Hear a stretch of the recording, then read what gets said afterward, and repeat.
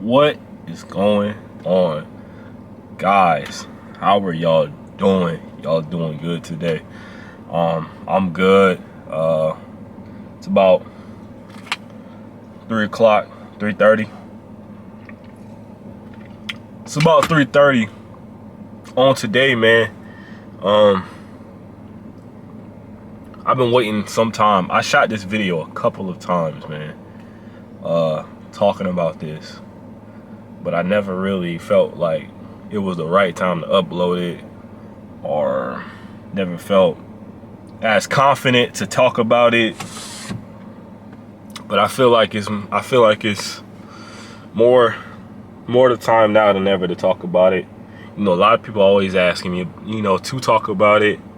I just never felt the confidence to actually to talk about it. But I think it's time to talk about it. So, this is my testimony, guys. This is my testimony. Man, where do I start? Like, it's been a while, man. It's been a while. A lot of people that's known me, that been around me for a long time, knowing how I've been, like, about my certain situations and stuff, and a lot of stuff I had to overcome to get to where I'm at today, man. And I'm grateful for that. I'm grateful that I'm here, I'm alive, I'm well. But yeah, man. A lot of people have asked me to talk about it. I just had to get the confidence to myself to talk about it. Actually, I've talked about it on this camera so many times, but I've never uploaded it, and I never felt like it was the time. So I feel like I'm gonna do this video, and if it gets uploaded, it gets uploaded. If it don't, then apparently I wasn't ready. But if it did, then it means I was ready. So here we go, right? So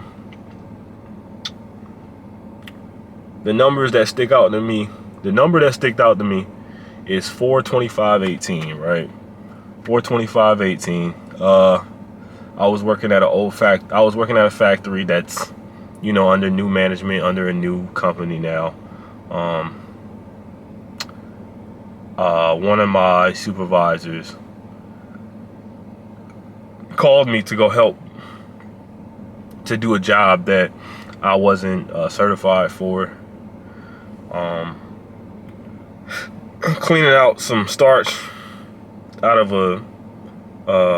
man, it's been a while, out of an auger on a roof, man. This was like, I remember this was probably around like 2:10, 2:20. I was getting ready to go home at like 3:30. And once it was like towards the end of the day, while I was cleaning out, the auger was on. Man. And while the auger was on, sliced my fingers, man. Sliced them. And not sliced them, but I had to make a split decision, because like it sliced them and then it was pulling me in at the same time, and I had to make the quick decision to pull my hand out, and it sliced 4 of my fingers off. No hesitation. Like, once I pulled my hand out of the auger, it looked like something out of a movie. Like, blood was pouring out like water, like it was like 4 water hoses coming out of my hand. And I'm in disbelief. It was me and another maintenance man was up there. We were in disbelief. I had to climb down the ladder one-handed, because I was like 30 feet in the air. I was on the roof, so I had to climb down a ladder. I say about 30-40 feet. I had to climb down a ladder one-handed. With what the maintenance man did, thank him. Like, he tied his belt around my hand and told me to hold my hand up, and I was climbing the ladder like this, you know what I mean, trying to get down the ladder, and you just see 4 hands, like, you just see the hand just pouring out, like it would look like a bloodbath. And I ended up staying there for a while. I got called the ambulance. The ambulance came pick me up, set me in there for a little bit. He said, hey, are you good? I'm like, yeah, I'm good, but I'm in shock. I'm in so much shock to the point where it's like, I'm like, wow, like, is this really happening? Like, I think, like, am I gonna wake up? You know what I mean? But I didn't wake up. It was a real dream. It was really something that's really happening. And so the first person they got on the phone, I think they got on the phone with was, well, my mom. My mom told me, she was like, when she was at work, she was like, something just told her something was wrong. And she just asked myself, she asked herself, she was like, Antoine, what's wrong?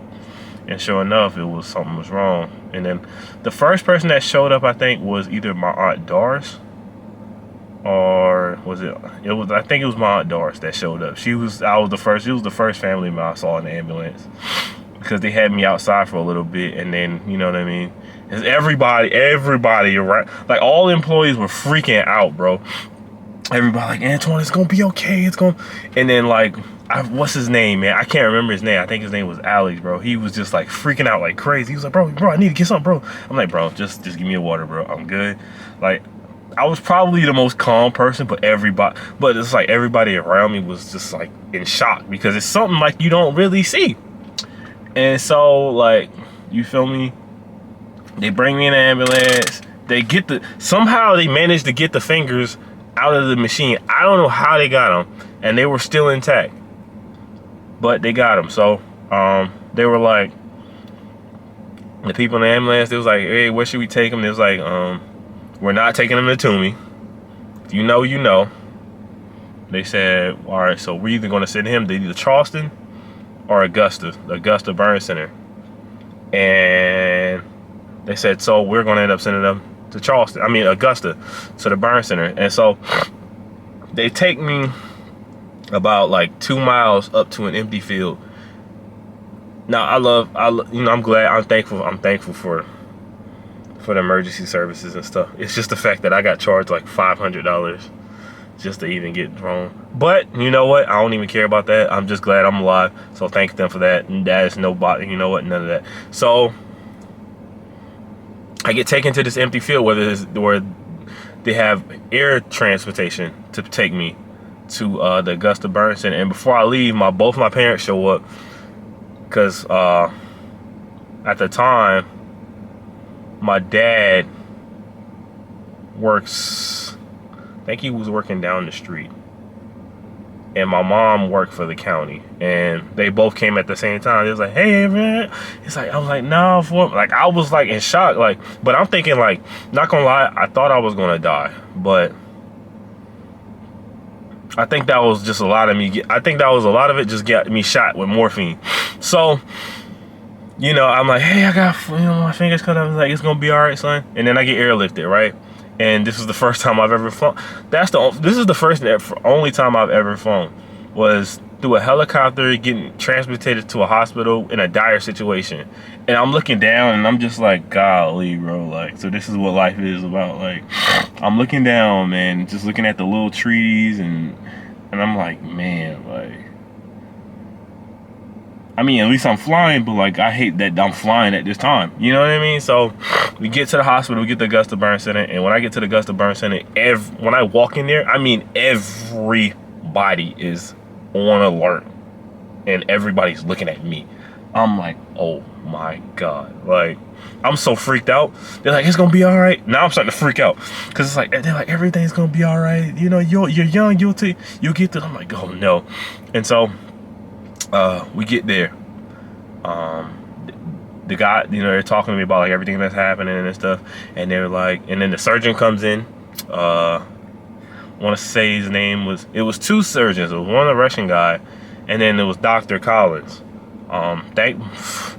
Thank you guys, for real, to the most, you know, for everything. And thanks to all employees. Thanks to all employees there too. Well, I'll say most employees, because some of them were a little, you know, mean to me. But nonetheless, I don't hold nothing against anybody. But it was one lady, you know what I mean. But let me get back to it. I'll talk about the lady later. But Dr. Collins walks in. He's like, all right, so this is gonna be a time-consuming surgery. It's probably gonna take about like maybe 14. At first he said like 12, 14 hours. I'm like, oh God. I'm like, all right, cool. You know what I mean? We're gonna put you under, you know, you know, sleep, you know, and then we'll take care of that, right? So sitting there answering questions. Everybody's asking me about my information. Everybody's freaking out. Not everybody's freaking out at the hospital, but like everybody on the outside's freaking out. I think my parents said they went home for a second to get their stuff to be prepared to stay up there for a while. And then they came up there. And then by the time they came up there, I was already in the surgery. So, granted, saying all that, dog, I was in surgery. All right, guys, sorry about that, because I got to hold the camera now because the battery's starting to get exhausted. But yeah, man, I was in surgery for 26 hours. 26 hours, dog. I went in there on April 25th, 2018, and I got out, and I woke up on April 27th. I got in there on Wednesday and woke up on Friday. Like, cause I was under, I guess that's sedation. I was under sedation for so long to the point where it took me like 4 to 5 hours to even wake up. By the time I woke up and I was conscious of things, it was probably about like 2 in the morning on Friday. And so I'm woken up, my hand, well, you guys probably already seen it now, but my hand is like lifted. My hand is lifted. It's on a pad and it's like bleeding, but it's like my fingers are attached to it. And there's like leeches on it. I don't even want to talk about the leeches, but man, like I was in there for 26 hours. I woke up, I asked the lady, I said, where am I? Because I didn't know. Like I was, you know, when you're even out, I've been out for that long, like it almost felt like life passed me by. Like I was almost in a coma. It felt like almost for a reason. And she was like, well, it's right. I'm like, well, how long I've been in surgery? She was like, you've been in surgery for 24 plus hours. And I'm like, wow, really? She was like, yeah. So I'm like, dang, like, well, this nightmare isn't over. So everybody comes in and sees me. Man, listen, when I tell you, like, everybody was looking, it was like I remember my little cousin Tierra came in there, my mom came in there, my dad came in there. I want to say this, I'll let my dad say this, but that's the first time I've ever seen him broke down. Like I cried after that. I cried because of that. Like, you know what I mean? Because because I guess, you know, my dad felt like helpless. He couldn't really do anything about it. And which was true. And it's like, dang, I can't do nothing about it. But all I can do is be strong for everybody else, right? My brother came in, broke down too, man. It was just nuts, man. My brother came. I think a couple of my cousins came. Who else came? Definitely my grandma showed up. My grandma showed up when I was getting transferred out of the ICU. And I get transferred to another room. I think it was my grandma, my Doris. I know Maurice showed up. I think Marquis showed up. I think Leon showed up. My Aunt Vaughn showed up. A lot of people showed up. You know what I mean? And I'm grateful for that. Appreciate you guys. Like, appreciate all the support. My granddad brought me rest in peace. My granddad bought me apple juice. Like, you know what I mean? Like, I can only be more grateful for that. But yeah, I was in ICU for about 5 days. About 5 to 7 days. And they had to cut the cord. Not to cut the cord, but like cut the cord on my fingers. Because I was, you know, they said that, hey, your fingers have been mummified. Like, and then there's one that's about to be mummified. So there's nothing we can do to save them again.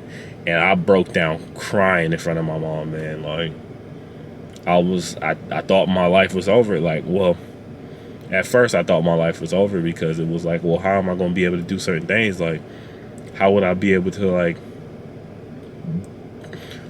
how would I be able to lift weights? How would I be able to play basketball? How would I be able to do the simple daily task in life? How would I be able to just, you know, live a normal life? And I was broken down, man. So they took me to the other room, had me settled there for a second. It was so much that happened throughout that time. And I remember that night, then they said they couldn't fix it. I cried. I cried. I was like, Lord, if this is if this is what you want me to do, if this is my time, like, please let me know. And you know what I mean? And I remember, like, R. Kelly, I think it was R. Kelly's World's Greatest started playing, and I was like, and I just bust out crying. And then, like, two girls, I guess two nurses that weren't like part of my room, they heard me crying, and then, you know, they gave me some words of encouragement. You know, appreciate them for that. And yeah, so I had to get another surgery to get the fingers off. That only lasted for about 3 or 4 hours, and I was the hungriest person in the world, man. And then I had to go through. After that, before I continue, thanks for this nurse. I can't remember her name, but she took care of me like how, like, my grandmother would take care of me. Like, she would help me out, and like, you could tell she genuinely loved her job. I can only be more grateful for you. Like, I know your family loves you dearly, because I love you dearly. For that week she dealt with me. I've been in there for almost 2 weeks, but she dealt with me for a week. And I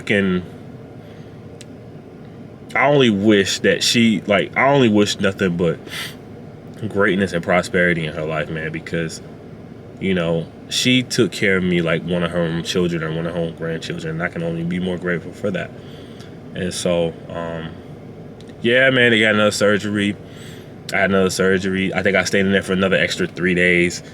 And then they was like, all right, it's time to, you know, let you go. And so they let me go.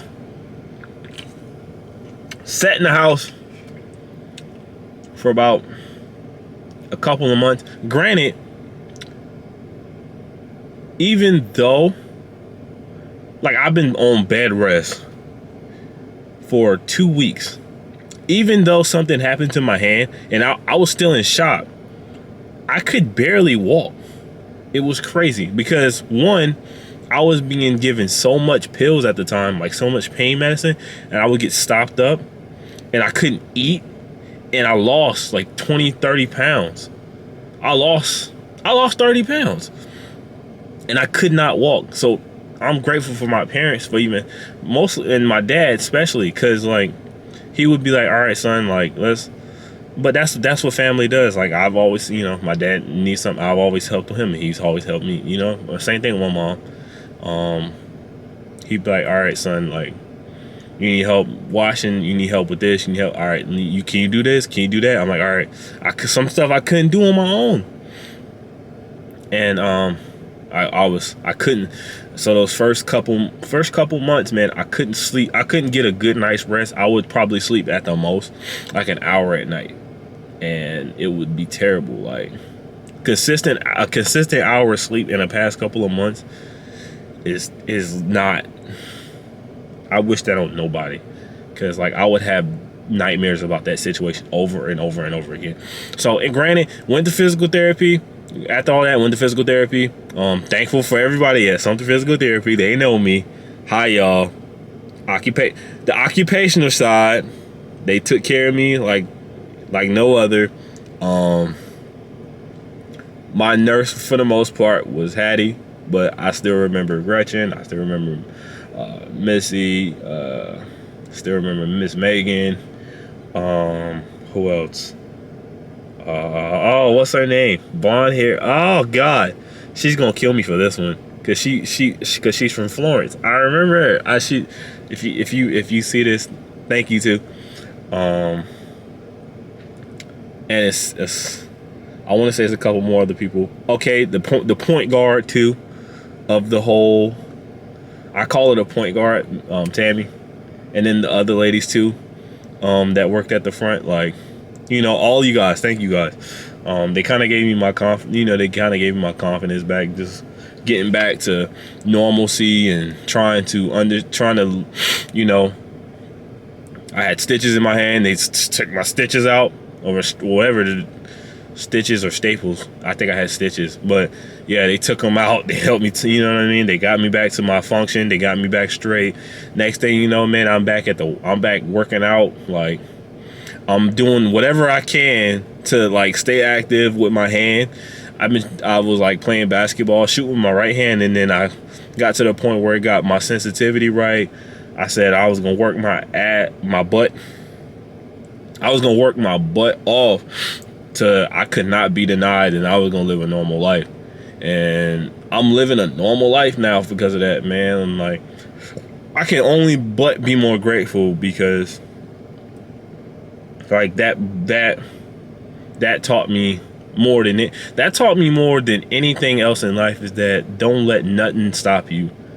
You can pretty much do anything that you want to do if you put your effort into it, right? So that was a great I would say that was a great thing for me to learn. Now let's talk about it again. Another situation. I want to say it was like 5/3/21. 3 years later, 3 years later after the situation, after I've done gone through all that, of course, COVID hit the year before. And so now we're dealing with something else. And so now it's vaccine time. And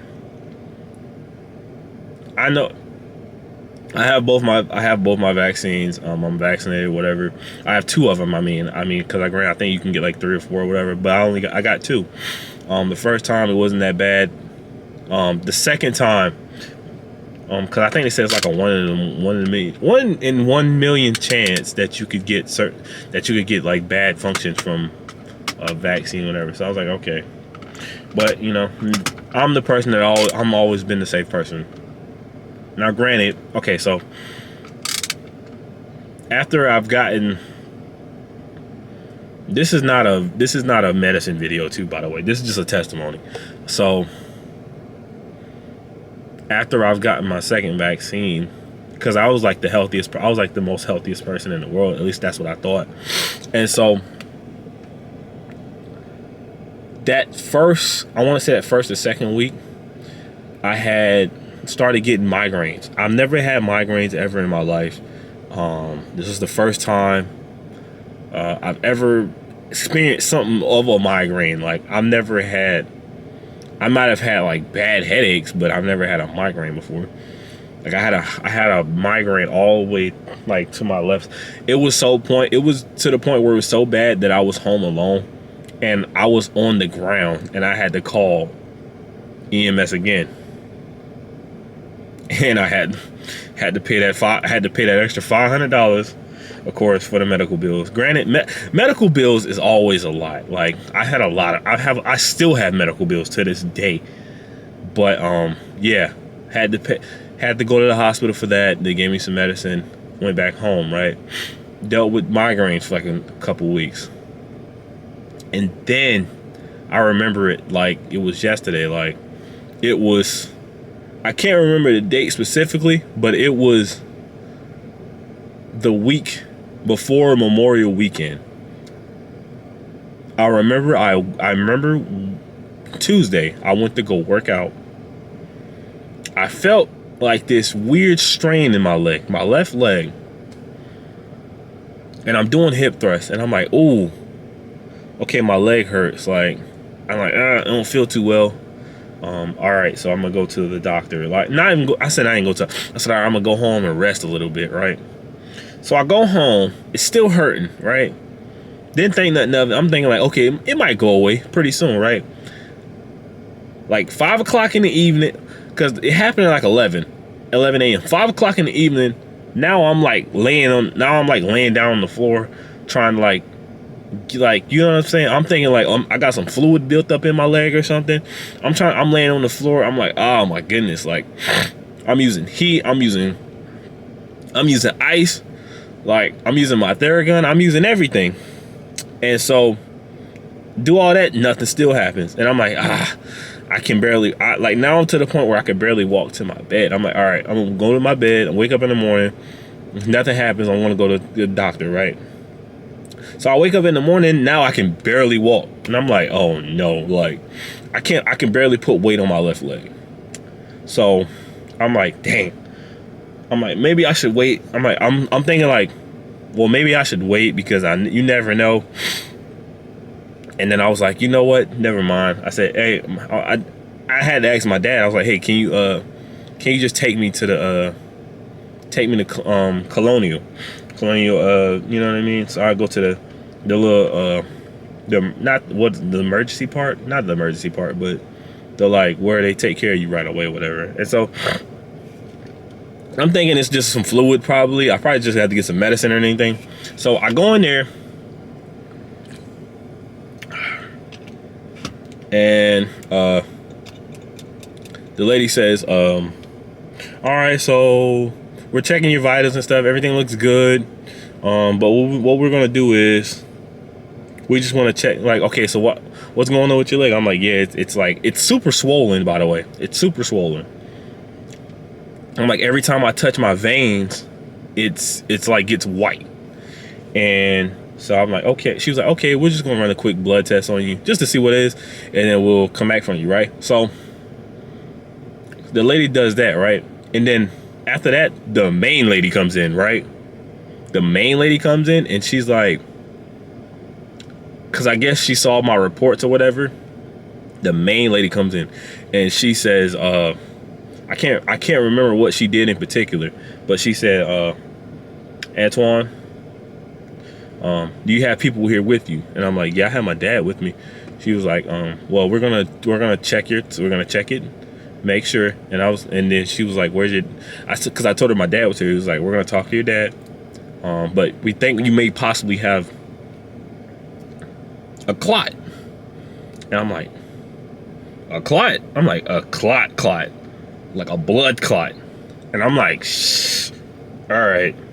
So she leaves the room. She was like, all right, so you're gonna be here for a while. And I'm like, oh my God. So it's been about so I'm sitting in the room for about 30 minutes. And when she left me in there for that 30 minutes, she was like, you want me to turn the lights off? I said, yeah, sure. When she told me that, I knew something was bad. I knew something bad was gonna happen. I called my dad. My dad was like, all right, I'm gonna go get the crutches from grandma because I couldn't barely walk and I had needed crutches. So he was like, I'm gonna go get the crutches. I'm like, all right, cool. So he goes get the crutches, come back. By the time he comes back, she's like, yeah, you have a blood clot.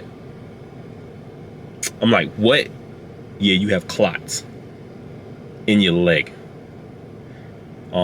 She was like, okay, well, we got some like blood thinners. I'm gonna give you a blood thinner to take. Well, she was like, I'm gonna give you some blood thinners to take. Hopefully you may be out today, but we're not sure yet. But what we want to do is we want to run an ultrasound in your leg. And I'm like, all right, cool. I'm like, dang, I got blood clots. Like, I've heard about these before, but I wasn't really sure. And she was like, all right, we're gonna run tests. We're gonna run an ultrasound on you. And I'm like freaking out now. A little bit. I'm freaking out a little bit. And then my mom calls my dad. She's like, well, Antoine, everything's gonna be all right. No, yeah, she was like, Antoine, everything's gonna be all right. And then they take me to the back. They put me in a wheelchair. Take me to the room to get the ultrasound done. So I get the ultrasound. Grant, I've been here for like 2 hours now. I get the ultrasound done. They take me back to the room. My mom's in the room now. No, my mom didn't get in the room till later. No, my dad's in the room now, and so I'm getting the ultrasound. So I'm getting the ultrasound test back. She comes back in. She says, "Okay, I hate to break it to you, but you have blood clots all up down your leg, like all up down your leg." And I'm like, "What does this mean?" She was like, "We're going to have to admit you into the hospital ASAP." And I'm like, oh my God, bro. Like, you cannot be serious. Like, this is happening to me right now. Like, you know what I mean? I've already been through something already. And it's like I take care of myself. Like, Why does this have to happen to me? And then, you know, like randomly, another lady asked, she was like, well, how you breathing? How's your breathing? I'm like, well, my breathing's all right. It's okay, you know. It was like, okay, well, we're gonna run a scan. We're gonna run a scan on your body just to make sure there's no, you know, clots didn't form anywhere else. And I'm like, all right, cool. So now at this point, I got deep vein thrombosis, which is blood clots down the leg, right? So I go in there, get the scan done. They had to lift me. They had to help me to get on the machine. I get the scan done. They come back, clots in my lung. I'm like, oh my God. So now that's pulmonary embolism. The doctor, I think her name was Dr. Holscher. Thank her, like, for the love of God. She's helped me out too. She was like, all right, so this is an extreme situation.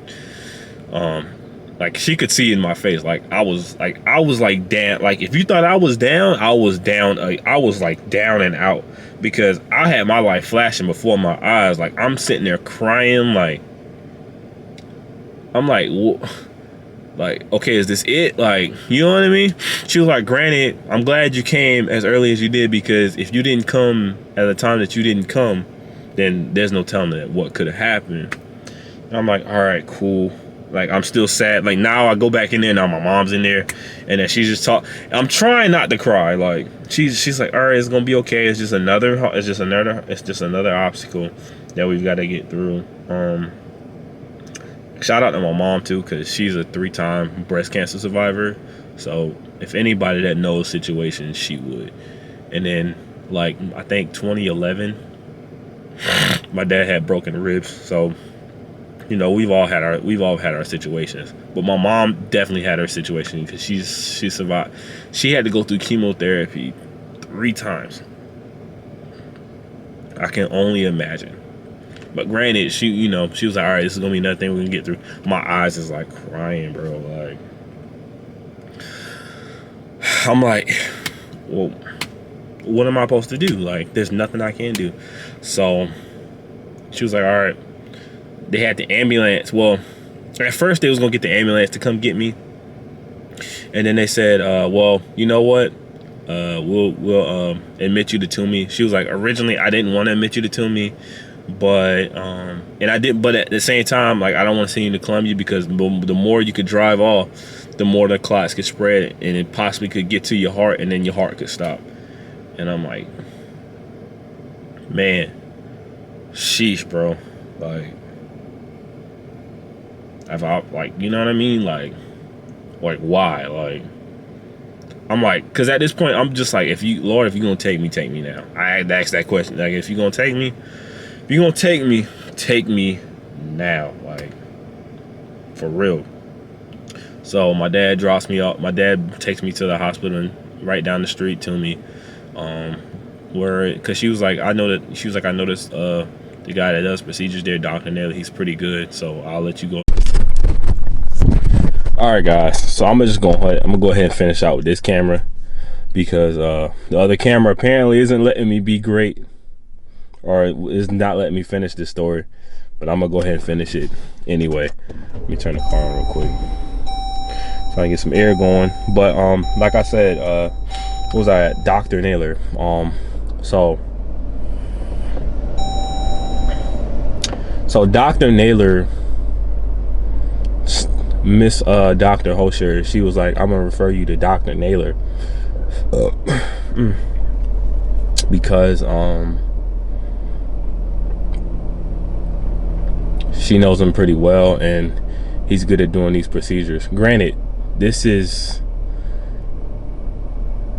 Thursday. When I got admitted into the hospital. So it's a Memorial Day weekend, and if you know,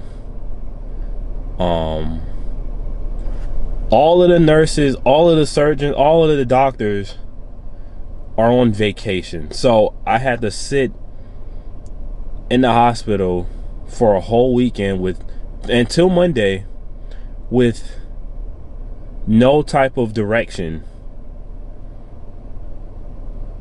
until I had to sit in the hospital for that whole weekend while everybody was out having Memorial Day parties, having cookouts, some people going out on vacation, including the nurses and doctors, and I'm just in a bed in the middle of the COVID pandemic, where you can only be allowed 2 visitors per day, and it would always be my mom and dad. And so, yeah, man, I was just like, well, what am I supposed to do now? Like, you know what I mean? Like, I was just real down and out. Once again, I asked the Lord, I said, hey, if there's a sign, if there's a reason, just let me know, man, because if you need whatever, if it's my time, just let me know. And I sat in there the whole weekend, couldn't, because when you have blood clots, you're not supposed to move at all, because certain movements could trigger. I was on bed rest. Certain movements could trigger your blood clot. So I had to just basically sit in the bed, and then when I had to go to the bathroom, I had to go to the bathroom in the bed, or I had to like get up, and maybe I had to use the what they call it, the portable potty or whatever, and I had to use that for the weekend, and I had to use that not even for the weekend, I had to use that the whole time. And man, it was tough. And by the time, I think it was like Tuesday came around, it was like, well, we won't be able to do procedure on you until Thursday. And I'm like, jeez, man, like I'm just sitting in another hospital bed with no direction, nowhere to go, nothing to do. And I'm like, man, like, this is happening again, but yeah, man, like I had to sit there for a while. It just felt like, deja vu. Luckily I had my, throughout Memorial Day weekend, they came over to our house for a cookout, and everybody was looking at me on FaceTime, just giving me encouragement. My grandma sent me food. Love you, grandma. Love you, dearest. My grandma sent me food while I was there, because there was nothing I could do. In the middle, I can't have no like this time I can't have no visitors.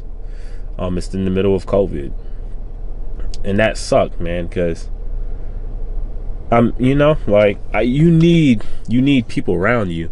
And then on top of that, like, let me put this on the pod real quick. But yeah, man, like, even in the midst of all of that, like, my birthday came up and I couldn't even be in there to celebrate with nobody. Like, I'm grateful because everybody brought me a cake. Everybody brought me, not everybody, but my parents and my aunt, my aunt, I think she brought me a cake, and I got cards. And then the staff that was at the that was in my room, they sang me happy birthday. Like, you know what I mean? They all came and sang happy birthday to me. So that was the best, that was the best I could have get at that time. And I'm grateful for everybody there too, man, because they helped me a lot as well. So on bed rest, couldn't do nothing, had to wait to get procedure done. I had to, which I can't control, just unfortunate circumstances. And so Dr. Naylor is like, all right, man, so what we're gonna do is we're gonna go in your leg, we're gonna cut a part of your leg in, we're gonna go in there and get cameras, gonna see what you got going on in there, and then we're gonna try to clean it out as much as possible, and then we'll come back and check it out. So I had to get a procedure done, get the leg cut open, and this time I had to stay awake for, which was not fun at all. Like the first time, like I was like in shock, like I legit was like, I didn't know where I was. Like I was that, like, you know what I mean? I was that messed up. And so had to get that done. Couldn't really talk, like I said, couldn't really talk to nobody, man, because because of COVID, all I could do was talk to people on the phone. That was it. And then after that, you know, I had to sit in the ICU for like a couple of days, and then I had to get the procedure done to get this stuff taken out, and then they clean me out a little more in the leg, in the veins, to make sure, you know, no new clot, you know, make sure no clots is forming or whatever, or make sure that they get as much as they could out of there, and then spend the extra couple more days in there just trying to recover. Had my leg all wrapped up. Spent there in ICU, spent in another room for an extra couple of more days. They gave me some physical therapy. I basically stayed in there for about 2 weeks. I stayed in there for about 2 weeks, and then I left probably because I got in there around 5, I would say probably about 11 days, because I left around like, I think I left June 7th, either June 7th or June 8th, which was like Monday. And my uncle came pick me up. I could not walk again. I definitely couldn't walk this time because you know, it was my leg. Like, you know, I can't walk with blood. You know, I can't walk. I had procedures done on my leg, and I can't walk with clot. You know what I mean? I just couldn't walk. Like, even when I had a crutch, like, they gave me the whatchamacallit, the walker, I still couldn't walk. I could barely walk to save my life. And you know, I spent time at home for like the next 2 weeks. This time I didn't have physical therapy. I basically had to learn everything on my own. They gave me papers, the stuff to do, but for the most part I had to learn everything on my own, which I did. I give myself credit for it. I give myself credit for it because you know, at this time, like, it wasn't through the work company, it was just through a vaccine. Like, I couldn't do anything about it. Like, my medical bills was through the roof. Sorry about that, guys. The camera went out again, man. But I just came back to say, man, like, I'm just grateful. You know what I mean? Because I'm still on blood thinners to this day. I still wear the leg sleeve you see in my workout videos, guys. Like, I would just say I'm glad I took the time out to record this video, because, man, like, you know, this could help out a lot of other people, because a lot of people was always asking me, like, hey, you gonna talk about it? Like, talk about it here, talk about it here. I figure at least, you know, take the first step and talk about it here first, man, because, man, that was a lot that was going on with me, bro. Like, you know what I mean? To lead to where I'm at today, I can only be more grateful. Like, there may be storms that, like, there's a storm that's happening with me right now, like, but, like, granted, like, those 2 storms right there were like the most biggest storms I've ever had to face, man. And knowing that I can face those, like, I know I can face anything.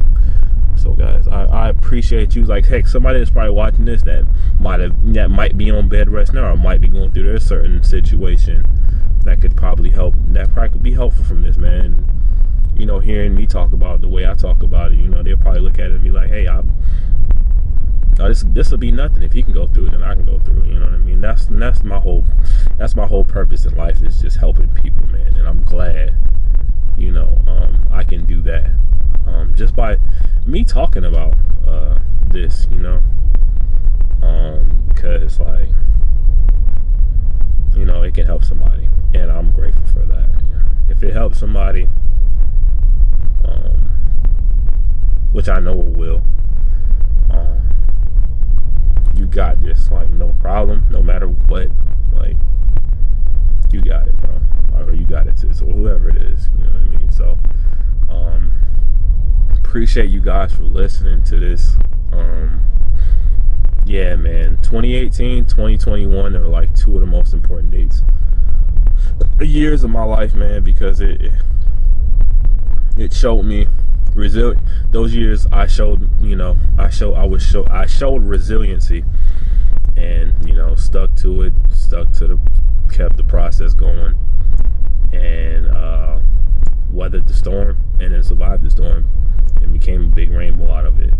So if I can survive those, I can survive anything. Sometimes God gives his strongest soldiers to his toughest battles to his strongest soldiers. So, and some battles you can't fight on your own. Some things you just gotta let go. But when it comes to health, man, sometimes he'll give you tough ones, and you just gotta, you know, face them head on, and you'll be all right, guys. So I'm thankful if you watched this video this far. Bless you guys, bless you. Thank you for watching this far, and I hope to see you in the next video. Don't forget to like, comment, subscribe, and I guess hit the post notification bell.